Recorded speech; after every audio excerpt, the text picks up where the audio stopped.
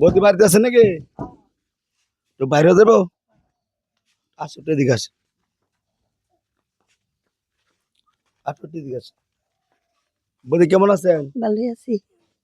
পাকটা করছেন নি? হ্যাঁ, বেড়াইবার জন্য আসে বললাম। আচ্ছা ভালো হয়েছে। বদি ভাই কি করে?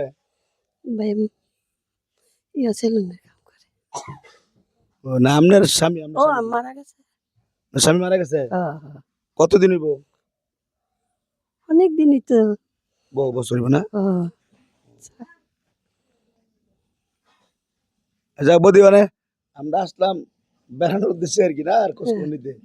তো বদি আমার তরফ থেকে কিছু উপহার আছে আর কি আপনার জন্য, বদি নিলে খুশি হবো, হ্যাঁ? আচ্ছা খুশি হব। তো আপনি আপনার কাজ করেন কেমন? আচ্ছা আচ্ছা তো আমরা যাই, হ্যাঁ, দোয়া করেন বদি। আচ্ছা তো। প্রিয় ভাই বন্ধুরা, আসসালামু আলাইকুম। আমরা আসলাম আজকে বদির বাড়িতে। বদির স্বামী মারা গেছে অনেক বছরই হইব, সঠিক বলতে পারতেছে না। তো আসলে নবীজির আদর্শ অনুযায়ী যদি আমরা চলতে পারতাম তাহলে জীবনটা না কতই না সুখময় হতো। যে প্রতিবেশী হতে পারে বৌদ্ধ, খ্রিস্টান, হিন্দু, মুসলিম, যাই হোক, প্রত্যেকে খোঁজখবর নেওয়া কিন্তু জরুরি ছিল। কিন্তু এ থেকে আমরা আসলে দিন চেয়ে দিন অনেক দূরে সরে যাচ্ছি, ঠিক আছে? তো আসুন আমরা প্রত্যেকে খোঁজখবর রাখি।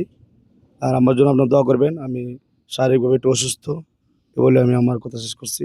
আসসালামু আলাইকুম।